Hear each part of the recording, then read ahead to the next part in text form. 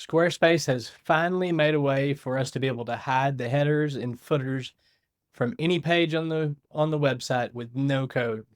That's right. They've finally made a way for us to be able to do this without any code involved. Let's head over to my screen and I'll show you how to do this right now. All right, so here we are on my demo website and we're going to go right into it. This is super easy now with what Squarespace has built into the options here. So we're just going to, on this page, we're going to go and click the settings wheel, and you'll see it right here in the navigation. You have the option to toggle on or off the header or the footer. So I just can't even bring myself to do it on the home page here because there's probably not really many options of or reasons why you would ever want to have the header or the footer turned off on your home page. But we can do it here. Let's look at the contact page here.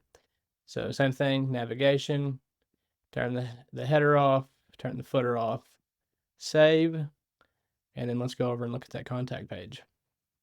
You'll see there's no header at the top. I can't scroll at all. There's no header, there's no footer, so there's nothing to scroll to. So now, the other another type of page here, a portfolio, you'll see there is no navigation option here. I guess Squarespace does not want you to be able to turn off the header or footer in a portfolio. Let's look at some other pages that I have set up here and see if it's an option for them. So an about page, this page was set up from one of the page layouts, and it has navigation in it. You can turn it off. Turn either one of them off there. The services page, I just created a blank page, so it's an option for it too. The store, so like an e-commerce page, go back here, click on the settings wheel, not an option for the store. They want to be able to have a header and a footer in your store. So that's still the store, portfolio. Those are still going to take code if you needed to be able to remove the header or the footer from them. Videos, a videos page, you have it. And so you can do, like, this actually has more options. So for the videos overview, where you see like a page where you would see all of your videos, you have the option to turn the header footer off there. And then you also have the option to be able to turn the header and footer off for all the videos in the collection. So it gives you a little bit more control there on that one. An events page. So you go same thing, go into the settings, and for events, you would have to have code for this as well. So you can see some of them: events, store, portfolio, which is actually just a blog setup. If you look at it, what is labeled as portfolio here is actually just a blog.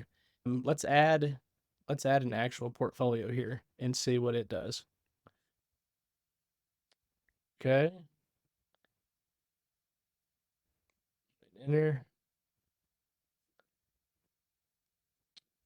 And I'll go back out, hit the wheel.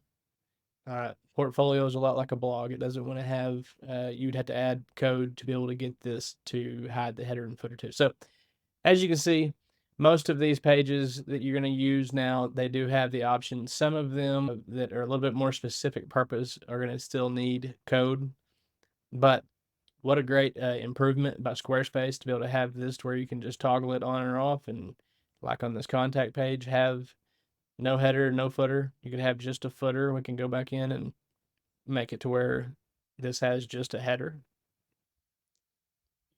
but the footer's gone. So the footer that you see on the home page here, down here, is no longer there. Hopefully you found this helpful. If you did, please hit that thumbs up button. Subscribe if you want more videos like this one. And if you would like me to build your Squarespace website, you can find my contact information in the description below.